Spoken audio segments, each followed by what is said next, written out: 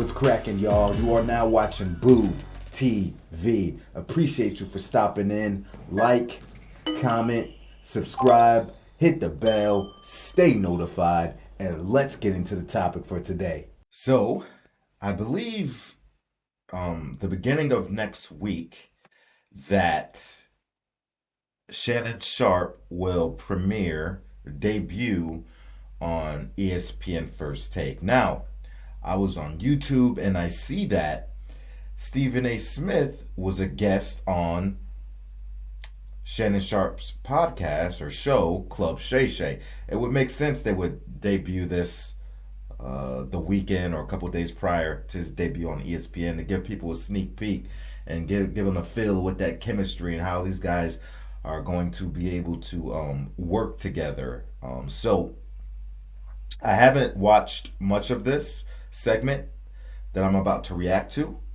It has to do with their LeBron versus Jordan argument. Now, we know Stephen A. Smith is Team Jordan, and we know Shannon Sharpe is a simp, a bronsexual, one of the highest order next to Nick Wright. And we've seen Shannon go back and forth for years with Skip Bayless in the Jordan versus LeBron debate. So I'm curious to see how this feels as compared to Sharpe versus Skip. While I agree with Skip that Michael Jordan is greater than LeBron James, I don't always agree with the foundation of Skip's argument. Skip Bayless is poor at building arguments. Skip Bayless sucks at arguing. He's been getting roasted on his own show for quite some time now. He rarely properly rebuttals people's points. Instead, he just avoids them altogether and just says something stupid or a very weak arguing point on his behalf. And he's just not really good, man. He really fails to put together supporting details and solid facts to support the foundation of his arguments. Even with Michael Jordan, he's just piss poor at it, to be honest. When I hear Skip Bayless argue, it's usually just a whole bunch of general statements and antics, to be honest. But anyway, let's get into it. Like I said, I only watched maybe the first 30 seconds, and when I realized where the conversation was going, I stopped it. I said, hey, I want to react to this. All right, so let's get a sneak peek of what their Jordan versus LeBron takes are going to be like. These are the kind of things, like, you obviously, you love yourself some LeBron James. Yeah. You know they're going to happen. He to go. He to go. He's not. Say it with me. He's not. He to go. He's not. I just got off the phone with MJ last That's night. okay. Just to remind him. You should have hung up on him. I was hung up on MJ. Yeah. Say the go. The blasphemy coming out of your mouth right now. Okay, it's okay. You can believe that. You can believe that. The man still going to wrong 21. But we'll do. I'm sure. You know what? Right. The first LeBron topic don't need to be nobody. Here's what's going to hurt you. Here's what's going to hurt you. Because you see, when you talking like that, people are like, but shit, that. No, I'm going to sit back and let you talk. Mm-hmm. And then I'm going to say, you finish? Are you finished? You sure? No. And then you're going to be like, nah. And I'm going to say, you got to wait now, because I waited. Here I come. And you have to deal with the tsunami that I'm going to bring. I'm going to rain down upon you when it comes, especially to that subject. Especially to that subject. And that's where you're going to hurt yourself. Listen, LeBron, I got this. Let me adjust myself. The game was started in 1947. Man. I got LeBron James, the thousands of players that have played in the NBA. I got him number 2 all time. Yeah. You got people walking around like that's disrespect. It is. I got him. No, see, that's emotion. That's emotion right there. That's emotion right there. Listen, let me tell you something right now. I personally believe a legitimate argument could be made that I'm sitting in front of the greatest tight end in the history of football. Some people bring in Gronk, Tony Gonzalez, other players, whatever, Travis Kelce, of course. Gates, but you in the conversation, you know what I'm saying? And you know, because your brethren, they give you mad love and respect, right?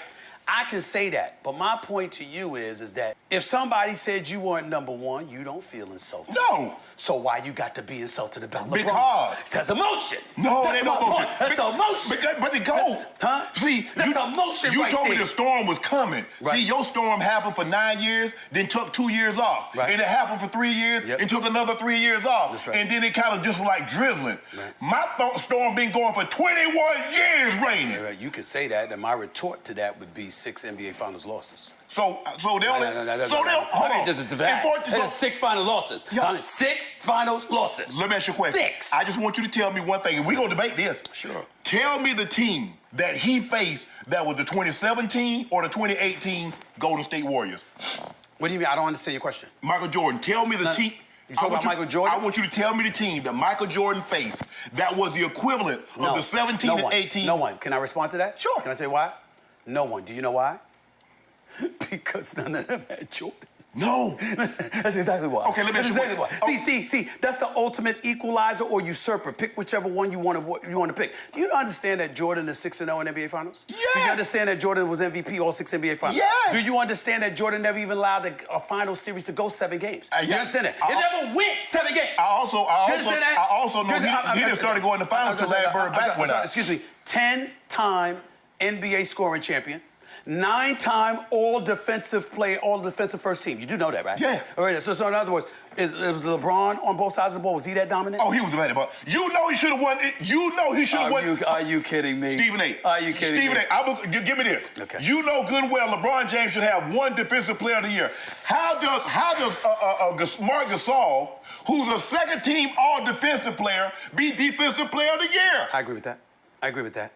But the flip side to it is that as we watched LeBron James, even with his greatness at one point in time as a defensive player, we never looked at him and said, oh my God, that's that dude defensively. Yeah.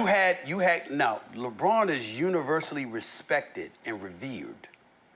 MJ was feared. You know the difference. Because there are people who have feared you. You know the difference better than me. You know the difference between reverence and fear. Look. You know this? You like John Wick. I like James Bond. He's all right. Hold on. Can I have James Bond? I prefer James Bond. I prefer James Bond. You can be John Wick. Okay. I prefer James Bond. John Wick shot up the whole place, kill everybody. Okay. James Bond killed a few people, but got the ladies. They do the same thing. That's right. Remember when Halle Berry was walking out what else come about that when water? he was walking out the ocean and he said, magnificent view. Remember that? I remember that. The smoke. And that was, that stuff is stuff like Pierce Brosnan. Yeah. But, Daniel Craig. Yeah. Of course, Sean Connery, the man, okay? Yeah. I mean, I'm trying to say the versatility of James Bond is where the versatility of Go James. You could say that, but at the end could guard 1 through 5. You've seen him do it. I'm not denying that. Shut down Tony Parker on one end. In the last 5 minutes, say, I got Timmy D. I also saw him get checked when Jason Terry was guarding him in the post in the finals against Dallas. You going to deny that? No. Okay, then. So let me ask you a question. Has there ever been a time when Michael Jordan showed up in an NBA Finals and you literally looked at him and said, yo, he ain't show up? He didn't play nobody. Come on. Let me ask you a question. I'm going to do you like this here. Sure. Tell me the guy that he faced that was the equivalent of Kevin Durant in an NBA Finals. Michael Jordan. Well, I or Steph Curry. I wouldn't say the equivalent of Kevin Durant, but let's go down the list. He beat Magic for his first title. Magic was 73. Okay, I find you. I'm going down the list. Going down the list. I didn't hear you say that when Magic was here, but we'll talk about that. Magic, we'll talk about that you know Magic. You didn't say that when Magic was here. But you didn't tell him that. The man that gone to nine finals in 10 years. I feel you on that. And by the way, he took Vlade Divac and those guys. Yes. It wasn't Kareem and Worthy and them. I got But that. you saw what he did to Jordan in the first game, right? Allow me. Put a triple-double on him. They had to put Scottie Pippen on it. That's cool. Okay, I ain't gonna say he backed him down. Made it look like Kareem and Caldwell Jones. Okay, go ahead. That's fair. Magic Johnson in the first title. Clyde Drexler and the Crew the second title. Charles Barkley, Kevin Johnson. Don't ignore that. Dan Marley and them the third title. Good team. Okay. Peyton, the glove with Sean Kemp before he became Sean Kemp. That's one Hall of Famer. And then also you got Karl Malone, John Stockton. Yes. And you have an NBA game that was considerably tougher at that particular moment in time than today's NBA game is in terms of physicality and what's allowed. Yes. So you can appreciate this. Yes. You can appreciate that. But see, when you can put your forearm on people, when you can hand check them, when you can do a lot of things you can't do now. Right now, you get called for passing gas. True, you will. But it's a different game now. But here's the thing, Stephen A. Okay. What you and the old school guard have equated physicality with talent and skill. The guys in today's game are more skilled. I totally agree with that. Okay. I totally agree with that. But you would know this better than me because you were an all-world player. Even though the game of the NFL has evolved significantly, you know good and damn well that if you were playing in this time, you would have adapted. Yes. You played in that time, you adapted. Yeah. The game in the 60s and 70s, you would have adapted to those times. Of course. So what I'm trying to say to you is this. Michael Jordan was what he needed to be. If he was playing today, he would be what he needed to be in order to be successful today. That's all I'm trying to say. When you see greatness on that level, you have to concede that that's the case. But see, all they asked Michael to do was to cook. LeBron had to cook, he had to clean, he had to wait tables, he had to take orders. Well, you could say that, but what I'm saying is if the brother's doing it on both sides of the floor, then obviously he's doing more than one thing. He's doing that too. But why is he doing more than one thing? How many guys you know that are top 5 scorers and top 5 assists? How about this? How about when Shaquille O'Neal with Penny Hardaway, Nick Anderson, 3D, Dennis Scott, and those boys were in Orlando, right? Yeah. How about the fact that they couldn't even get the ball past half court because Scottie Pippen and Michael Jordan had them on lock and key? Yeah, with Ron Harper. Full court press. We ain't never see LeBron do that. We never see LeBron do that. LeBron do that. You know, stop it. He never did it. You remember when He never did it. You remember when D Stop Rose it. was the MVP? Y'all voted D Rose MVP. What he do to D Rose in the playoffs? Excuse me. D Rose, what kind of team did he have? You couldn't tell me Joakim Noah and those boys was a supporting cast?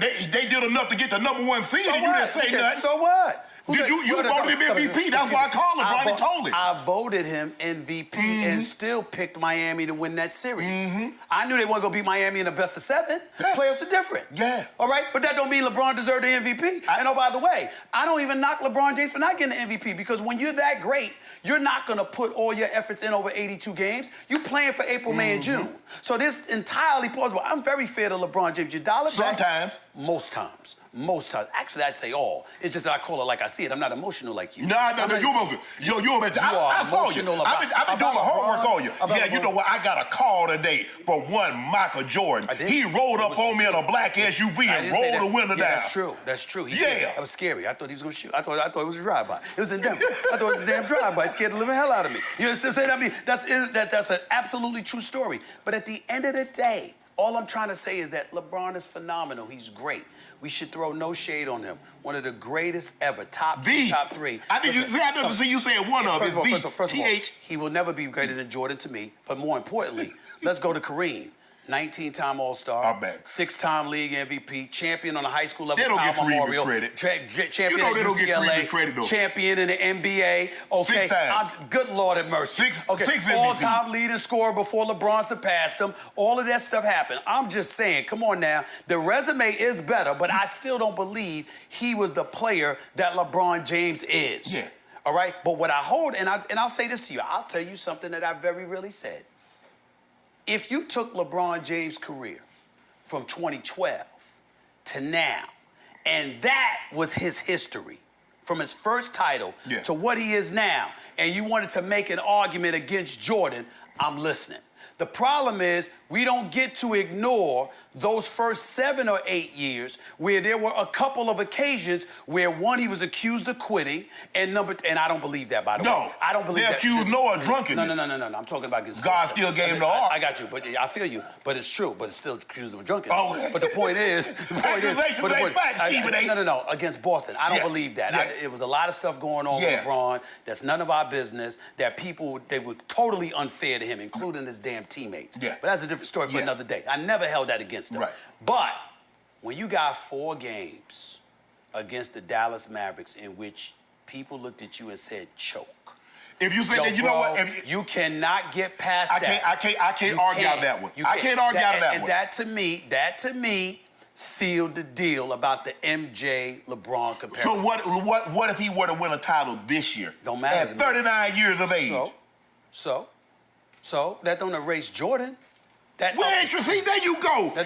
See, that's the argument that people have when I was talking about Tom Brady not playing well. I'm not trying to take away what Jordan's accomplished. I agree. He got those rings. Right. He got 6 Finals MVPs. Right. He has 6 championships. He has 5 regular season MVPs. Correct. If LeBron gets another title, Stephen A., I'm not going to erase what Jordan did, but he already here for me. Okay. All he's doing is just... But what I'm saying to you is I already talked about the Dallas thing. Yeah. And I talked about moments, which you can appreciate. What I'm trying to say to you is that when you are that dude... Right. That doesn't happen to you often. That happened to Magic when they called him tragic because he Yeah, had the 84. Dennis Johnson 84 and all that. We get all of that. You understand what I'm saying? But for the most part, that doesn't happen. And this is the kind of thing that you also have to pay attention to as well. Not only do you not get to say that about Jordan, but when you look at LeBron, think about this. You want me to tell you what I hold against him just as much as I held against the Dallas performance? What? The following year with the All-Star game. You got the ball in your hands. It's an exhibition. Oh, he passed It's an exhibition. It doesn't count. Right. It's all in fun. Right. Kobe claps his hand, God rest his soul. So and come he's on like, with it. yo, let's come on with it. You got D-Wade on the court. You got Melo in the corner. Yeah. And he threw the pass. And all 3 of them, along with Kobe, descended on LeBron and said, yo, what's up? What you doing? Because they knew he was psyched out. He was messed up. And what I'm saying to you is that Kobe wasn't like that. MJ wasn't like that. D-Wade wasn't like that. In his first NBA Finals appearance, they down 0-2 to Dallas. D-Wade goes berserk, averages 37 in the last 4 games. Right. I'm just saying it's stuff like that. It's not that you look at LeBron and you diminish him. It's just that you can't elevate him above somebody like MJ when I got that evidence to support my argument. That's all. And that's why I got him number 2 all-time. God strike me down. I mean, my Lord. I mean, what an insult. I mean, the number 2 all-time in the history of the game, and it's an insult. Only you and Rich Paul and people like that feel that way. Most of us sane individuals know better. No. There's our little sneak peek of what is to come between Stephen A. Smith and Shannon Sharpe. If you want to watch the full video of this, check the link in the description of this video. Club Shay Shay. So, that was pretty good. That was pretty good. Now, they said a lot there. They said a lot in their back and forth, a lot to unpack. Most of the comments that they made, I have addressed in previous videos, so I'm really not going to so much critique the back and forth, and I agree with this guy there, I agree with this guy there. I'll be here forever with this video, because there was a lot to unpack there. But but like I said, I just wanted to see how the energy, the talking points, how they were going to, go back and forth at each other. How they complement each other, and I think it's that was a million times better than what we've seen with Shannon Sharpe and Skip Bayless. Seriously, Skip Bayless was so horrible that he just made Shannon Sharpe look so much better and made his argument sound so much better because Skip had no good rebuttals, as opposed to Stephen A. Smith, who really held the fort down much better in an argument for Michael Jordan than Skip Bayless ever has. Ever. And he was shutting Shannon down on a number of Shannon's takes. Shutting them down. He had an answer for damn near everything. Everything. So that was good, and he's absolutely right. I've been on the record saying this before about the bronzexual that is Shannon Sharpe. He gets so emotional about it. I'm glad Stephen A. called him out on that. Seriously, had Shannon Sharpe up there, forehead sweating, and it ain't because of the fireplace and your body heating up from that brown. He was getting worked up. Working up a sweat. Stephen A. was giving him bullets, baby. Bullets. Shannon Sharpe was eating them joints. Eating them. Taking them. Golly. But yeah, I already like it. I like the chemistry they have going back and forth, man. And they really don't do a whole lot of talking over each other, at least not yet from what it seems to be. That's okay to happen, in spurts and time to time, but for it to be the constant, it's hard to follow and hard to get anything out of it at all. And we know either one of these guys aren't switching their stances on their Jordan and LeBron take, so it's going to be a battle for eternity. It is. And one thing I do like about both of them is that they just don't disagree with everything. They'll be like, no, I understand that. I get that. I'll agree with you there. That doesn't work in favor of my guy, but no, but you're right. That's good to see sometimes, because there's moments where you get none of that. People just deny everything, whether it's the truth or not. So I do like what they did there in the back and forth. But you can see, like I said before, how unreasonable these bronsexuals are. You heard Rich Paul tell Stephen A. Smith not too long ago, he finds it not verbatim disrespectful for you to even consider LeBron James anything other than one. And then in this video, Shannon Sharpe basically said the same thing. How dare you consider LeBron James anything except number one? These bronsexuals are different. They are different. Forgive me, like Stephen A. said, in the history of our good league.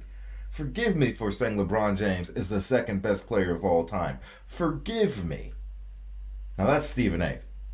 I don't think LeBron's the second greatest of all time. I got LeBron in my top 5, but he's not the second best in my opinion. Not at all. He's not the third best either, in my opinion. Not at all.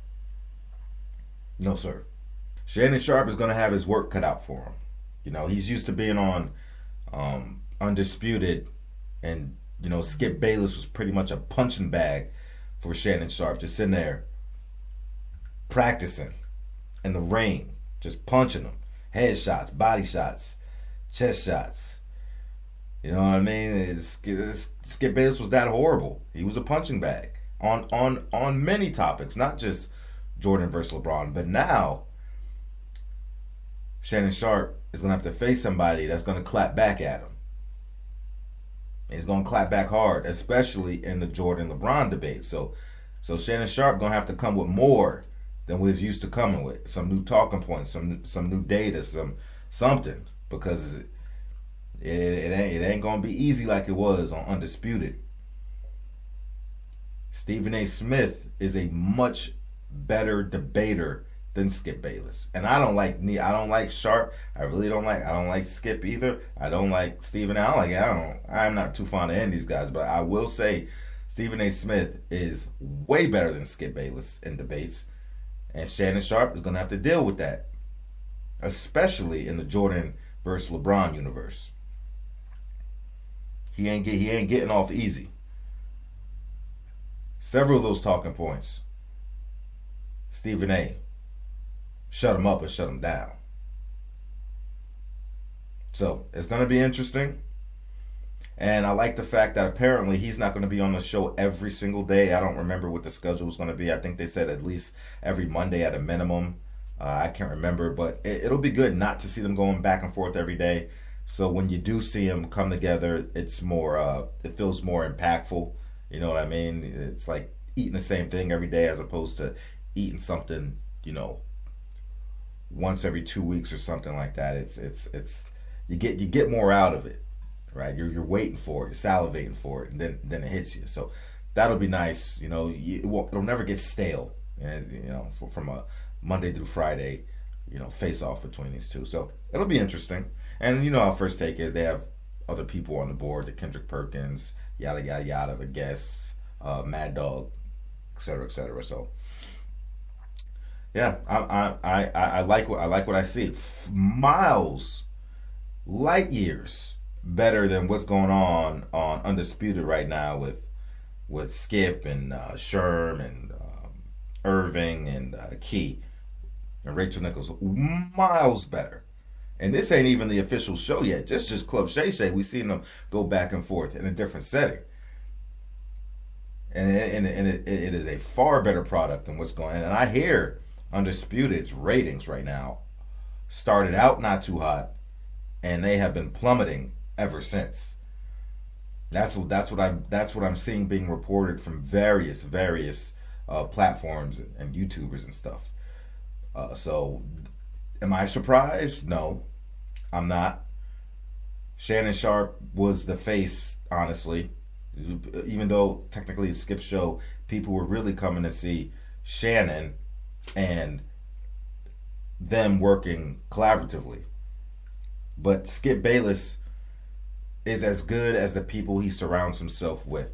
And you can go to Skip Bayless's YouTube channel and you can see that it's struggle city over there, considering that this is a guy that's recognized nationally or worldwide, has been on the big mainstream media outlets for a very long time, a well-known person, and his YouTube channel is struggle city compared to the other people, his contemporaries, and even compared to people who's not on mainstream media.